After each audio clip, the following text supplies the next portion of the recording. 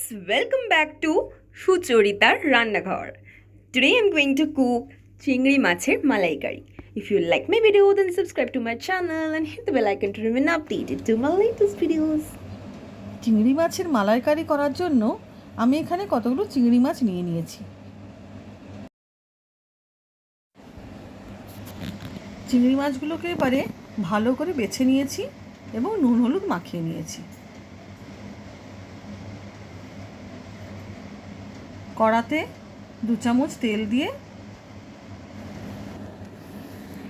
কড়াতে তেলটা গরম হলে তাতে আমি চিংড়ি মাছগুলো ভেজে নেব।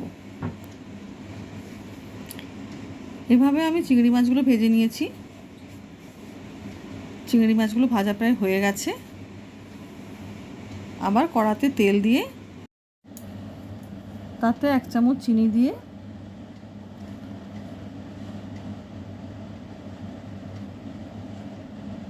আমি আলুগুলো ভাজতে দিয়েছি।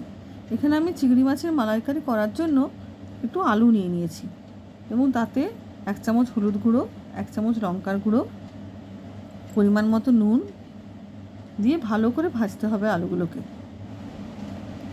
আলুগুলো ভাজা হয়ে গেলে তাতে 2-3টা কাঁচা লঙ্কা দিয়ে নিয়েছি এবং পেঁয়াজ এবং আদা বাটার পেস্টটা ওর মধ্যে দিয়ে দিয়েছি। ভালো করে ভেজে নিতে হবে মশলাটাকে।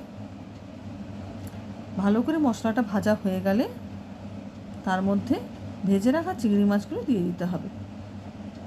চিংড়ি মাছগুলো দিয়ে ভালো করে নেড়ে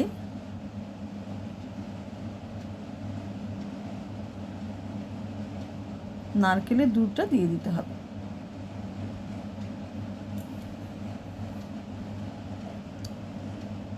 ভালো করে নেড়ে তাতে অল্প একটু জল দিয়ে ভালো করে নেড়ে 10 মিনিট হতে দিতে হবে। আমি 1 চামচ গরম মশলা দিয়ে দিয়েছি এবং প্রয়োজন মতো চিনি দিয়ে দিয়েছি। কিছুক্ষণ ফুটতে দিলেই আমার রেডি আজকের চিংড়ি মাছের মালাইকারি।